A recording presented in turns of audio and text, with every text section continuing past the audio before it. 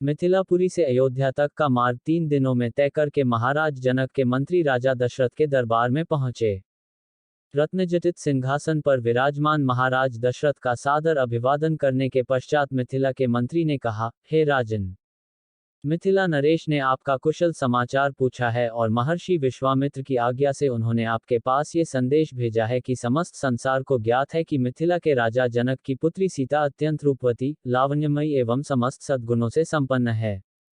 राजा जनक ने अपने यहाँ एक यज्ञ किया था। उसमें उन्होंने ये प्रतिज्ञा की थी कि जो कोई भी भगवान शंकर के विख्यात धनुष पिनाक पर प्रत्यंचा चढ़ा देगा उसके साथ वे राजकुमारी सीता का विवाह कर देंगे। उस यज्ञ में महामुनि विश्वामित्र राम और लक्ष्मण दोनों राजकुमारों के साथ जनकपुरी पधारे। राम ने धनुष पर प्रत्यंचा ही नहीं चढ़ा दी, बल्कि उस धनुष के 2 टुकड़े भी कर दिए। इस प्रकार उन्होंने अपने अद्वितीय पराक्रम से सीता को प्राप्त कर लिया है।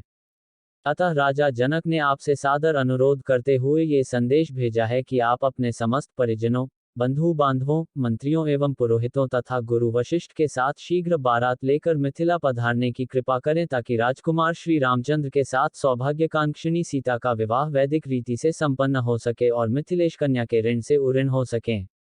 इस शुभ संदेश को सुनकर महाराज दशरथ अत्यंत प्रसन्न हुए। राम लक्ष्मण की कुशलता एवं अद्भुत पराक्रम का समाचार सुनकर उनका हृदय विभोर हो गया। वे मंत्रियों से बोले, मंत्रिव, हमारा हृदय राम और लक्ष्मण से मिलने के लिए बहुत व्याकुल हो रहा है, इसलिए आप शीघ्र ही परिजनों एवं दरबार के सभासदों के साथ जनकपुरी चलने की व्यवस्था कीजिए। समस्त बंधु बांधवों, राज्य के प्रतिष्ठित सेठ साहूकारों, विद्वानों आदि सबको बारात में चलने के लिए निमंत्रण पत्र भिजवाइए। सेनापति जी से कहिए कि वे शीघ्र चतुरंगिनी सेना को तैयार होने का आदेश दें। यदि संभव हो तो ऐसी व्यवस्था कीजिए कि हम सब लोग कल ही प्रस्थान कर सकें, क्योंकि हमारे समधी मिथिला नरेश ने हमसे बहुत शीघ्र मिथिलापुरी पहुंचने का आग्रह किया है। साथ ही परम पूज्य राजगुरु वशिष्ठ जी, वामदेव, जाबाली, कश्यप, मार्कंडेय, महर्षि कात्यायन आदि ऋषि मुनियों से भी ये प्रार्थना करें कि वे कल प्रातःकाल ही हम लोगों के चलने से पहले ही जनकपुरी के लिए प्रस्थान कर जाएं। इस बीच में हम तीनों महारानियों को ये शुभ समाचार देने के लिए जाते हैं। इतना कहकर राजा दशरथ ने मंत्रियों को आदेश दिया कि वे मिथिला से आए हुए अतिथियों का उचित सत्कार करें और उनके खानपान, ठहरने आदि का समुचित प्रबंध करें। इसके पश्चात वे स्वयं राजप्रासाद के अंतःपुर में पहुंचे और तीनों रानियों को बुलाकर यह शुभ संवाद सुनाया। शीघ्र ही यह समाचार संपूर्ण अयोध्या नगरी में फैल गया। घर घर में मंगलगान होने लगे, नृत्य संगीत का आयोजन होने लगा। महाराज की आज्ञा पाकर मंत्रीगण तथा भृत्यगण विवाह की तैयारियों में जुट गए।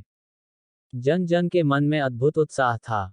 ऐसा प्रतीत होता था जैसे प्रत्येक व्यक्ति के भीतर विद्युत का संचार हो गया है। सभी लोग अभूतपूर्व द्रुतगति से समस्त कार्यों को संपन्न कर रहे थे।